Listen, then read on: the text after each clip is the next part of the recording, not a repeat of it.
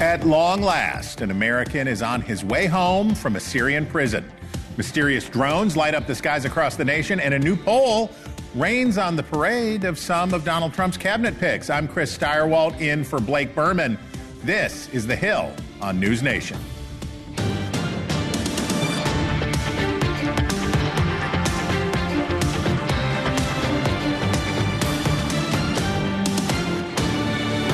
Good evening from Washington. Relief tonight as an American held in Syria for 7 months is free and heading home. 29-year-old Travis Timmerman, a Missouri man taken captive by now deposed dictator Bashar al-Assad's terror state, has been released from the notorious prison where he was held. The new rebel government handed him over to American forces stationed in the country. We'll have all the latest and questions about other Americans still unaccounted for. But first, we begin in the skies over the East Coast as what started as a phenomenon in New York and New Jersey is spreading. Millions of Americans are baffled by sightings of drones that federal authorities say don't pose an immediate threat, but also defy easy explanation. It's a bipartisan fascination with demands for answers and action. What are the rules of engagement? When are they perceived as a threat that can be engaged? And I am seeking clarity on that. It's ridiculous that the FBI and DHS is not briefing the public right now on everything they know about what these drones are, where they're coming from. The White House so far seems only certain of what these drones aren't. We have no evidence at this time that the reported drone sightings pose a national security or a public safety threat, or have a foreign nexus. We'll have the latest, plus we'll hear firsthand from a New Jersey lawmaker who has seen the drones himself.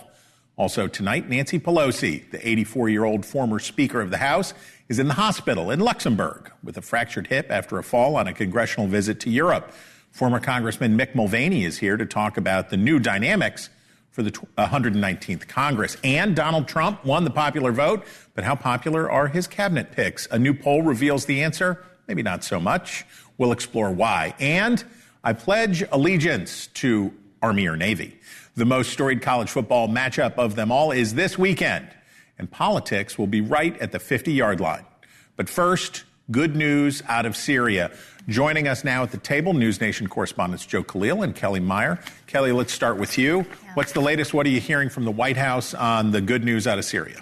Well, obviously, they're talking about the Travis Timmerman, 29-year-old, that was being brought back out of Syria. That he's in Jordan right now. We know from a U.S. defense official telling us that today. But they're still holding out hope about Austin Tice. That's the American journalist that's been there since 2012, so over 10 years. When I talked with John Kirby from the White House this week, the national security spokesperson, he was saying that they don't have any indication that he's not alive. When I asked, how do you know if he's okay? How do you know? More than a decade. Exactly. How do you know if he's okay? What's the state? They don't know his whereabouts. They don't know his condition. But they said they don't have any indication that he is not alive and that they're going to keep looking for him. A lot of relief, but a lot of frustration, especially since this is a fellow journalist who's held over there. So we can be grateful that we get to do our jobs in security and peace. Okay, Joe, when we think about the good news there, we also think about anxiety in Congress over what happens next. So, and this is sort of the story that we keep having with Syria, which is there's good news, Bashar al-Assad is gone, and then there's uncertainty, which is what comes next. So what are they saying in Congress? Well, you know, there is a lot of uncertainty, right? We don't exactly know what we're going to get with quasi-reformer who at one time was an affiliate of ISIS and al-Qaeda, right? Yeah. So there are a lot of questions there about what happens next. You heard Donald Trump say we should absolutely not be in Syria, and Republicans in Congress that I've talked to absolutely agree with that. Just because Donald Trump says that's the case doesn't mean Democrats are opposing that. There is general consensus it's not a good idea to get bogged down again. But it gets complicated when you consider how much we support Israel. Maybe not exactly Israel's favorite people that end up running Syria, this political and group that we once considered a terrorist organization. And we have only 900 or so troops that are stationed outside of the populous areas. And they're out in the desert and they're working on containing ISIS or ISIS follow-ons. And the question becomes then, how long does that American troop presence remain there? And if they leave, then are there consequences further as well? That's all they have to consider. And then there was a U.S. drone that was shot down this week by our U.S.-backed forces, Syrian Democratic Forces, earlier this week. So it just underscores the chaos happening on the ground there. And then how does that affect the U.S. ability to contain ISIS when they may try to take advantage of the situation? Well, I'm very glad we have you guys following it for us at both ends of Pennsylvania Avenue. Very good. Joe, Kelly, thank you so much. And Kelly, stick around. We're going to see you later in the show. Back here at home, Americans have their eyes on the skies. NewsNation correspondent Rich McHugh has had his own drone encounter. He's got a story to tell, and he joins us now from Sandy Hook in the Garden State. Rich, what did you see up there? Well, I don't know, Chris. That's the short answer, but it's not something I've really ever seen before.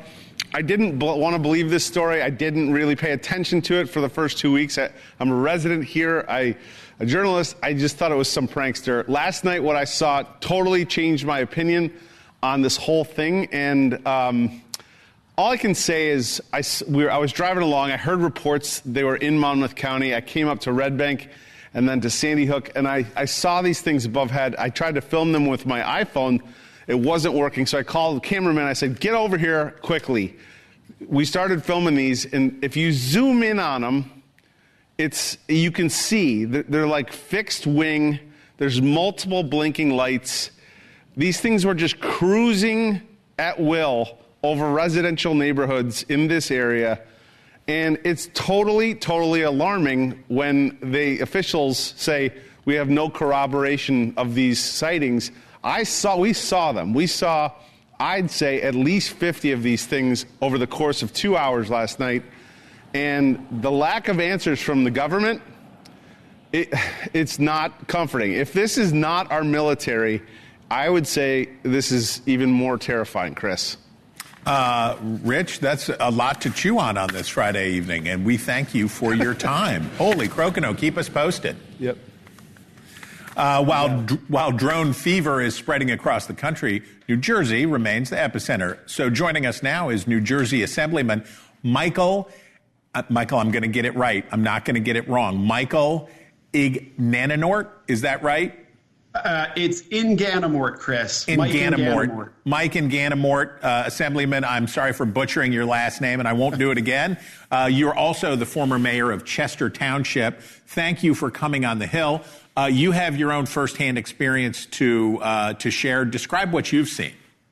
Yeah, absolutely, Chris. Well, listen, I mean, this has become a nightly spectacle for myself, for my family, and the 250,000 New Jerseyans I represent in the northwest corner of the state. And sure enough, when I came into my office tonight, there were 3 drones zipping around our neighborhood and above this office building. As I walked in, I expect to see several on my way out.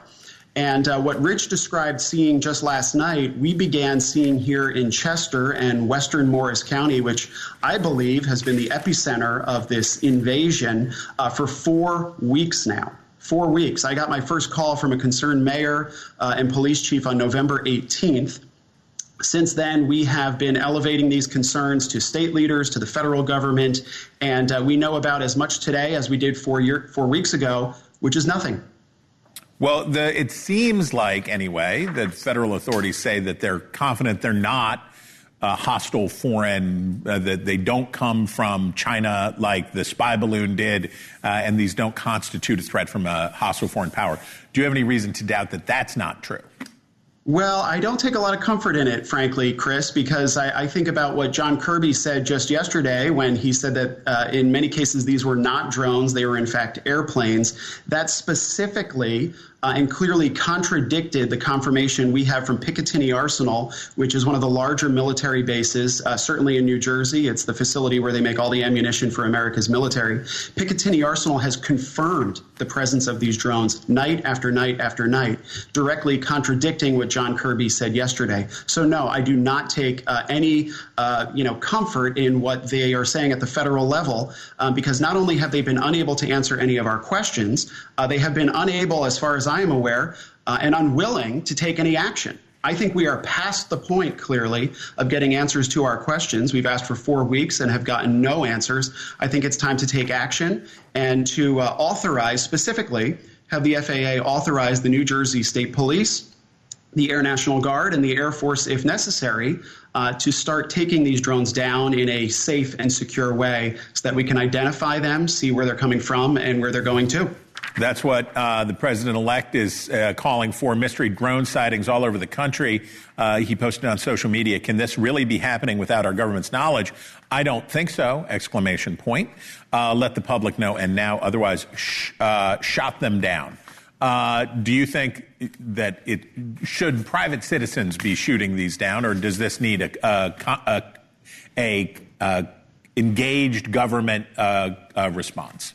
This needs engagement from the federal level. I appreciate the president-elect weighing in, but we still have about a month left of the Biden administration, and I think that President Biden and the Biden administration are overdue to show leadership here, to show some creativity, to show some, proactive leadership in controlling the situation and taking these drones down in a safe and secure way. That does not necessarily have to be New Jersey residents. I think this is the work of the state police, the Air National Guard, or the Air Force, and we're looking to President Biden to get that done.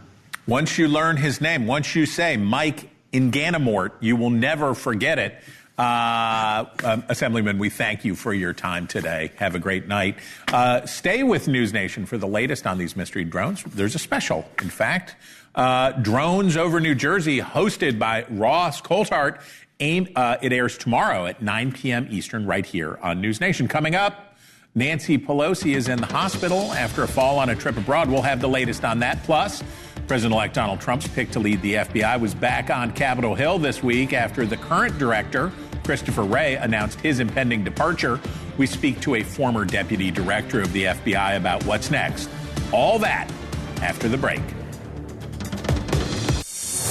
Welcome back to the Hill. Former House Speaker Nancy Pelosi has been hospitalized after sustaining a fall during a congressional visit to Luxembourg. A Pelosi spokesperson released a statement saying that the Congresswoman is, quote, currently receiving excellent treatment from doctors and medical professionals. She continues to work and regrets that she is unable to attend the remainder of the CODEL congressional delegation engagements.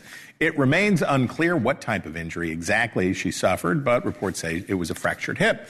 This incident comes as Senate Majority Leader Mitch McConnell is now recovering from a fall himself. McConnell tripped Tuesday after leaving a Republican luncheon at the Capitol. The 82-year-old senator from Kentucky sprained his wrist and sustained just a minor cut to his face. While Pelosi and McConnell have stepped back from the pinnacles of power in Congress, they still wield substantial influence on Capitol Hill. Pelosi is said to be working to defeat Congresswoman Alexandria Ocasio-Cortez's bid to become the top Democrat on the House Oversight Committee, while McConnell will now lead a subcommittee overseeing defense spending, and he has some thoughts. Joining us now is former South Carolina Congressman, my friend and NewsNation contributor Mick Mulvaney.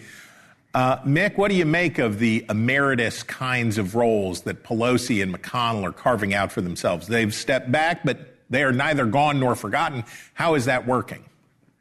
It's fine. Look, I mean, they both serve their parties very well for a very long period of time. If those parties want to reward them with these emeritus type of positions, that's fine. I think McConnell's position is just a subcommittee chairmanship, which is, again, a powerful place. But the bigger issue, of course, is their age. I saw the same comments you saw about the speculation that it's a broken hip for Nancy Pelosi. My dad went through that. It was miserable. The recovery is going to be miserable. And despite the fact they've stepped back from leadership, as you and I both know, they still vote. And in a House that is so narrowly divided, a Senate that is actually closely divided, them not being there for any length of time could actually change the course of legislation in this country. So you think it's term limit time? Is what I hear in the Mulvaney voice is term limit time? I offered a sort of a middle ground back in the Hill that you and I both write for a couple months back, saying we could just have a constitutional amendment capping the age at 75 for the House, the Senate, the Supreme Court, and the White House. Term limits obviously would have to change the Constitution as well. You have to give credit to Democrat Peter Welch and Independent Joe Manchin in the Senate. They offered a bill this week that would set term limits for the Supreme Court at 18 years. But to have the Senate do that and then not offer term limits or age limits for themselves is kind of ironic. But at least we're having this national debate about whether or not you should serve forever in our government. On the Pelosi front, one of the things that she's doing sounds like she's trying to deep six Alexandria Ocasio-Cortez's effort to be the top Democrat on the high publicity oversight committee.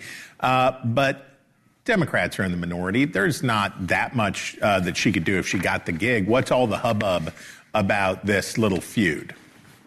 Yeah, as a Republican, I just hate it when there's Democrat-on-Democrat violence, and you can tell that I don't mean that. But no, look, here's the situation about that particular committee. That's a television committee. It's not an A committee. It's not a B committee. It doesn't do legislation. It doesn't raise a lot of money, but it gets you on TV all of the time. And even the ranking member will have front and center opportunities to be on all the left-leaning media outlets for the next 2 years. If she gets that position, that would be AOC's job to go on TV every single night. I'm not sure Nancy really likes that. I think the Democrat Party is having a discussion right now as to whether or not AOC is the future of the party or some of the more centrist Democrats are the future of the party. And if they let her have this position, she'll have a giant bully pulpit to preach leftist progressivism within the Democrat Party.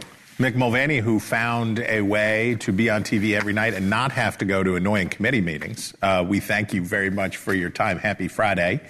Also happening on Capitol Hill, President-elect Trump's cabinet nominees continue to lock down support for their Senate confirmations. Kash Patel, Trump's pick to lead the FBI, is getting a warmer welcome now from Senate Republicans ahead of his potential confirmation. But Patel's plans for the agency are sparking concern over the FBI's independence and the possibility for retribution against political rivals of the president-elect. Joining us now is John Pistole, former U.S. Deputy Director of the FBI, and he's also the former administrator of the TSA. We appreciate you being with us tonight. Patel's background is a little bit unorthodox, but he's a former prosecutor and former national security official, so he's sort of in the normal range.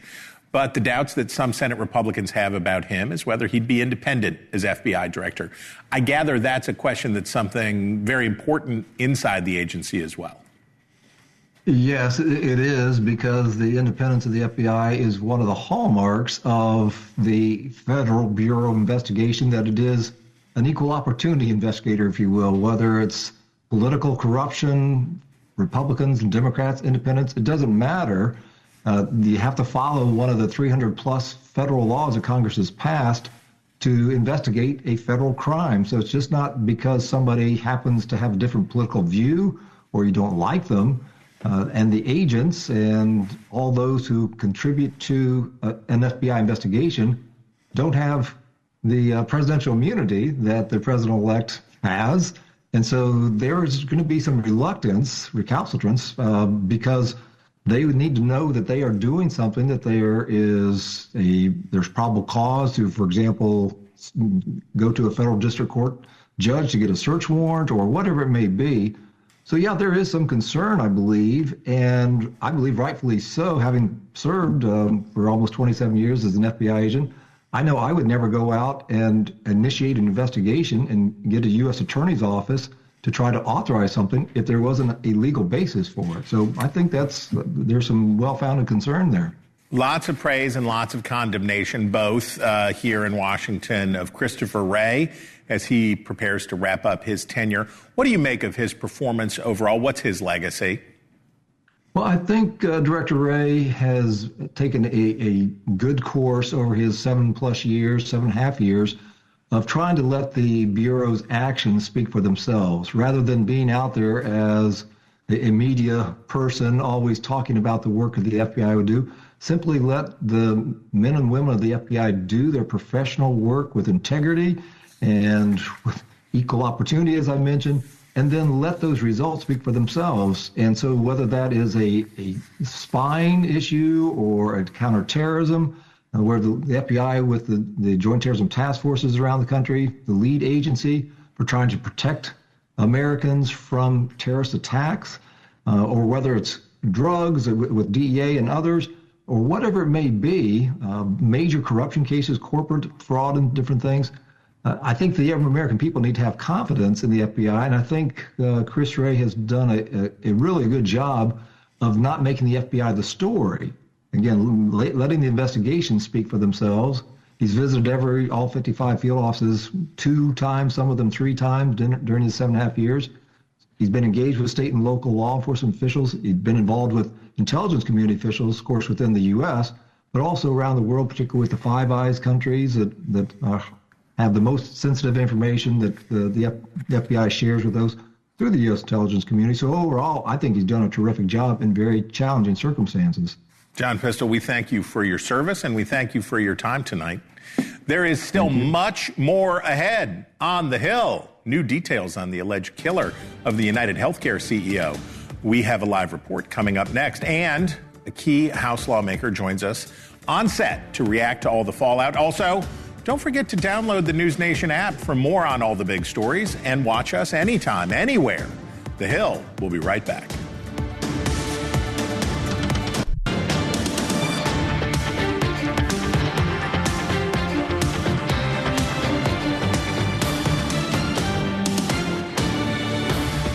Welcome back to The Hill. We're learning more tonight about what happened during the nationwide manhunt for Luigi Mangione, the suspect in the murder of the United Healthcare CEO, Brian Thompson.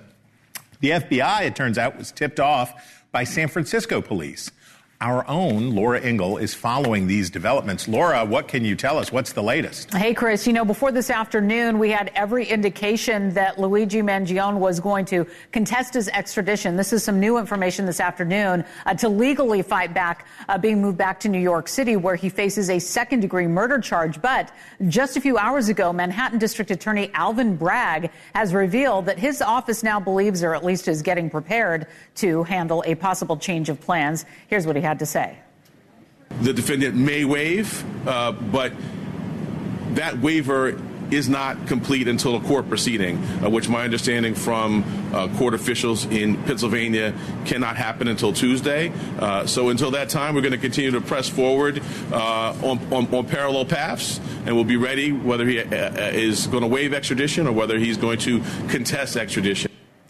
All right, so that's new. And we're also learning that investigators here in New York City are saying there's no indication at this point that Mangione was ever a client of United Healthcare, Chris. So that kind of takes this idea of a disgruntled customer theory off the table as motive, though, according to the New York City chief of detectives who spoke to NBC, police did find mentions of the company and its status as the largest healthcare organization in America as a target. So also the New York Times has published an op-ed of Andrew Whitty. We're also monitoring that. He is the CEO of United Health Group, the parent company of United Healthcare, who wrote about the shocking murder of their healthcare CEO, Brian Thompson, writing in part saying this: the people of United Healthcare Group all come to work each day to provide critical health services for millions of Americans in need. We know the health system does not work as well as it should, and we understand people's frustrations with it. No one would design a system like the one we have, and no one did. It's a patchwork built over decades. Our mission is to help make it work better. Meanwhile, investigators continue to piece together information about Mangione's timeline before and after the murder on December 4th, which includes that tip you mentioned, a call by the San Francisco Police Department. They called the FBI the day after the murder to the FBI because they had this report from his mother. She had filed a missing persons report because that was the last place he lived. And, Chris, we just got this as we were going to air. The Mangione family has now lawyered up. They're not doing any interviews, but now we've got some movement from them getting a lawyer for their family as a whole. Chris? Laura Ingle, how do you do it all? How do you do it all? We thank you for staying on top of this story for us. Thank you. So the brazen murder of this health insurance CEO has proved surprisingly divisive, with critics of the industry expressing fellow feeling with the alleged shooter, if not outright sympathy. Georgia Republican Congressman Rich McCormick brings particular focus to health care issues in his work. He's part of the House Doctors Caucus, and he joins us right here on set tonight. Congressman, I was dismayed. I was surprised to hear how many people said, yeah, it's bad to murder people on the street in New York, but our healthcare system is really bad. Were you surprised by this kind of reaction? Not at all. As a matter of fact, this is something that's going to come to a head. This administration, this Congress. If you look at what's happened in healthcare and how it's become unaffordable for the average American, how the Affordable Care Act did nothing to make this affordable. As a matter of fact, you've seen the prices double and triple. It's the fastest inflationary cost of Americans. We spend almost $5 trillion on this. That would be the world's third largest GDP. It is the biggest spending item in government, the second biggest item in business spending. We can't address our deficit. We cannot even address the future without addressing the cost of healthcare. Doctors are making less. If you address it for inflation, making less. Patients are paying more. So where is the money going? If over 25% of it is administrative fees and we're seeing more and more profits from these huge businesses, I know. What's happening? I know. Well, here, listen to what Elizabeth Warren had to say. This will put it in some context. Violence is never the answer. This guy gets a trial who's allegedly killed the CEO of United Health. But you can only push people so far. And then they start to take matters into their own hands. Now, when the Unabomber was killing people with bombs to talk about environmental degradation, when other people engage in violence, I don't recall hearing people say, well, you can kind of understand where they're coming from. I take your point about how expensive health insurance is. I get it, and how difficult healthcare can be. But violence, condoning violence or contextualizing violence seems like a slippery slope. I don't think anybody should condone violence. However, nobody should condone the profiteering off of Americans just trying to get access to healthcare. When you see a problem with access, when you see increasing costs, when you see people have, I'm an ER physician. Yeah. I spend extra hours after each shift, hours trying to complete my EMR, my electronic medical record. I have a scribe trying to help me do a note, and then we have 40% denial. These insurance companies know that we're not going to fight them because it takes more time and money. They know, and our insurance commissioners are not holding them accountable. Our Secretary Becerra absolutely got sued 4 times, and he's a lawyer, and lost all 4 cases. This is an industry, a hundreds of billion-dollar industry. It's a trillion-dollar industry that has been ripping off the American public, and they're mad about it. Now, you never justify murder. I get it. But the frustration is absolutely justified. But this is a financial instrument, right? They don't actually provide health care. They provide health insurance. It's a product that people buy, and they're mandated by law. People are mandated by law to buy this product. Under Obamacare, people are required to buy this product. It's just a financial product. They're not actually, we have a system that doesn't work for a lot of people. It's true. But buying insurance is a financial product, not a medical product. Sure, but anybody's ever seen The Incredibles? Yeah. You remember the insurance agency that's basically trying to figure a way to get out of paying it? Right. Because it's all about profit? Right. This is a business first for them. Sure, because it's not about helping people. And we as a government have a responsibility. When it's our biggest cost, when you're spending over $2 trillion and you're $35 trillion in debt and you're wasting a bunch of money, and the public is saying, I want accountability. My children and my children's children have to pay for this thing that's not working. Meanwhile, corporations are making record profits. Something's broken, and they're upset about it. Now, it's not just their problem. Right. We are allowing it. The government needs to fix it. We need to fix loopholes. But when we make a law on surprise billing, for example, and then Becerra says, we're not going to enforce that because I favor the insurance companies, I am holding him accountable. So I'm going to make sure that he pays the price. But if the government comes in and takes that role, so we talked about rationing. We've talked about rationing in health insurance and health care in America for a long time. And either the rationing is going to happen on the government end of things, or it's going to happen at the insurance company end of things. But there isn't a unlimited amount of health care to be had for the American people, right? So what health care is being supplied by record profits?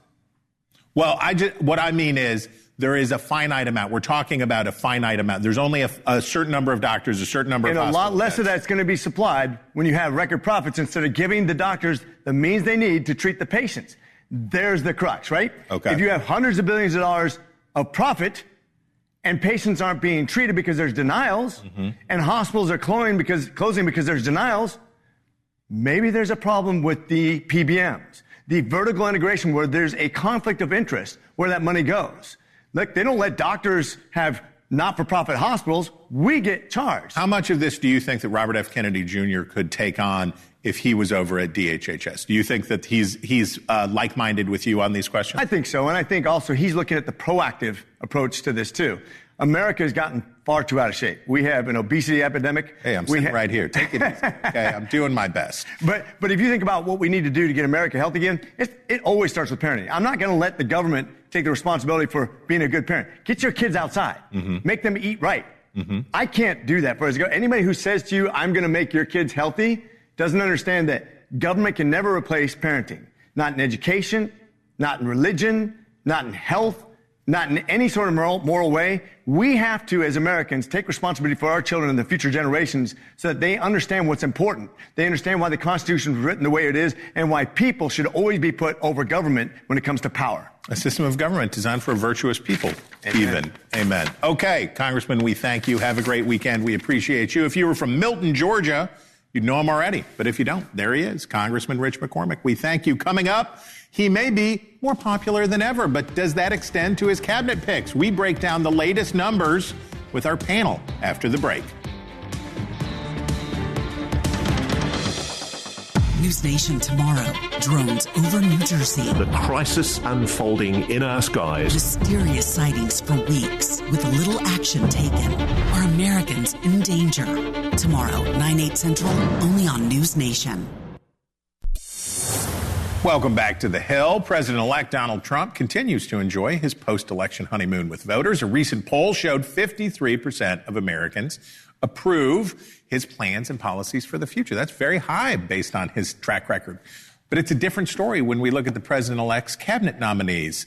I want you to see here a majority, 55%, this is in a new poll for the Associated Press National Opinion Research Center, say that they are not confident in Trump's picks to lead his administration.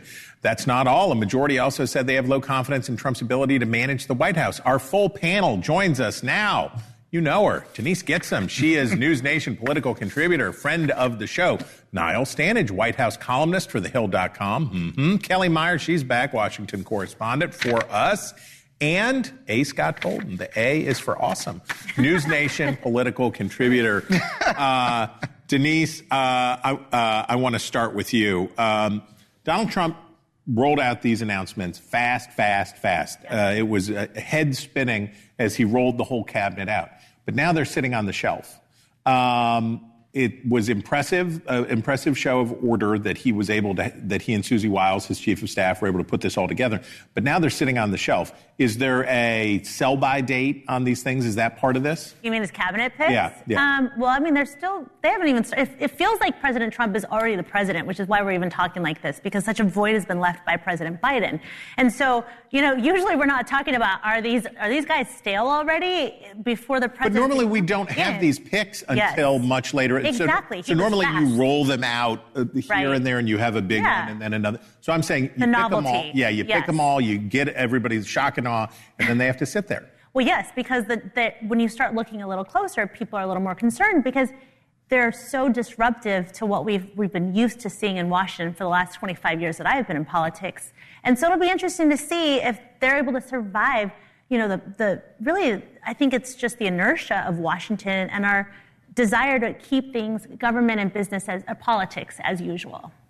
Scott, Denise says this is all Joe Biden's fault. Would you like to expand on that? Bill? Republicans blame Joe Biden. They got 30 days left. They got 30 days left. Blame him. Listen, I don't mind disruptors as a Democrat or Republican. What I mind is the lack of competence and experience, because you can't be an effective disruptor if you're not competent and don't have the experience. And there's some real problems with Tulsi Gabbard, Hedpath.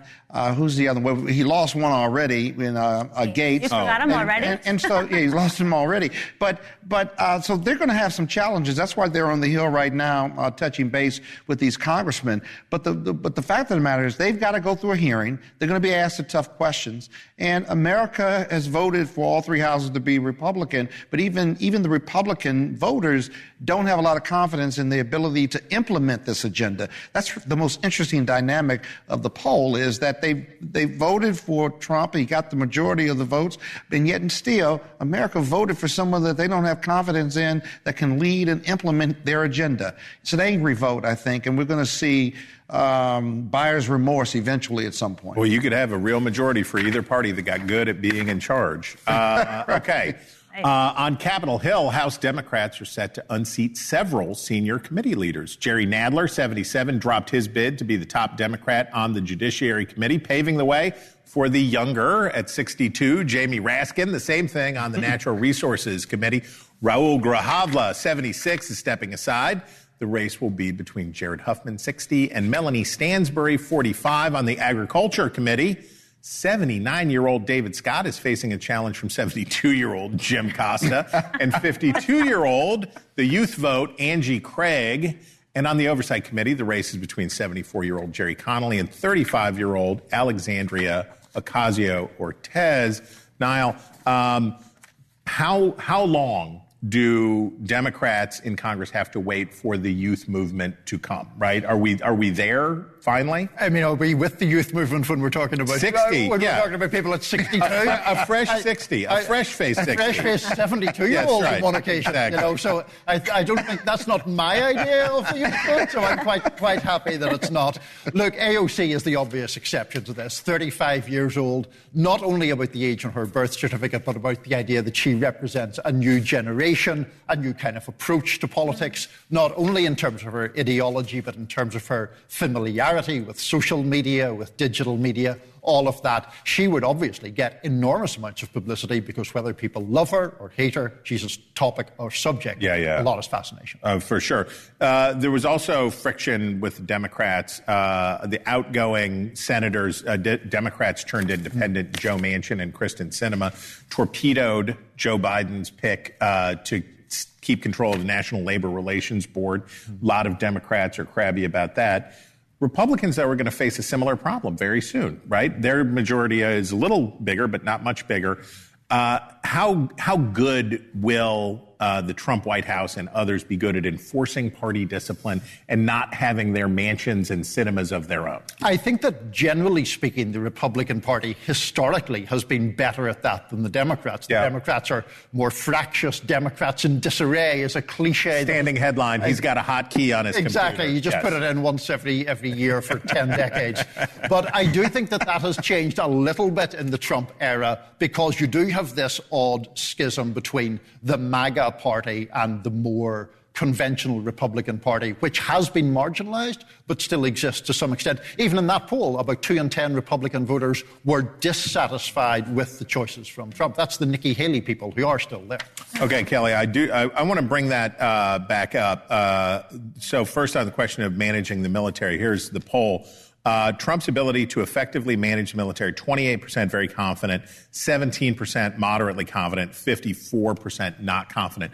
And so here's the thing, and this goes back to Scott's earlier point, which is Americans have a more favorable view of Donald Trump, even in this poll, than they ever have before, but they still have these misgivings. How does the transition, how does the new administration try to allay those concerns? And then a lot with the military has to do with the pick that he has right now for the Secretary of Defense, who has a lot of controversy on Capitol Hill, Hegseth, who we don't know if he's going to make it through or out alive from this, or if he's going to select perhaps someone like DeSantis. We don't know who is attending the game tomorrow, the Army-Navy game here in the area. But I think, people are trying to see if he'll be a bit different this time around. He has this unique, way of doing this because he's done it before and he's coming back again. And also, to your point, too, talking about the support from Americans, Biden faced some similar, critiques when he was coming in back in 2021. Would you what 4 people would I rather hang out with on a Friday evening? This is sophisticated, erudite. The suit is mwah. I mean, you can't even see the sneakers. He's got matching sneakers. Denise, you've finally got trouble here with this. Finally going to be better dressed. But panel, we thank you all very much for spending a little bit of your Friday night with us. It was a pleasure. And be sure to watch The Hill Sunday, hosted by who? Oh, it's me. I'll be talking to Republican Senator Mike Rounds from the great state of South Dakota and candidate for Democratic National Committee Chairman Ben Wickler. We'll also discuss the biggest stories in Washington. With our best in the business panel of journalists. I think George Will is on the show. All that and more on The Hill Sunday. That's at 10 a.m. Eastern. Panel, we thank you. Coming up, Trump is set to attend the Army-Navy game that Kelly just talked about, so who plans to go with him? We'll discuss that with the host of On Balance, Leland Vittert himself, on the other side of this break.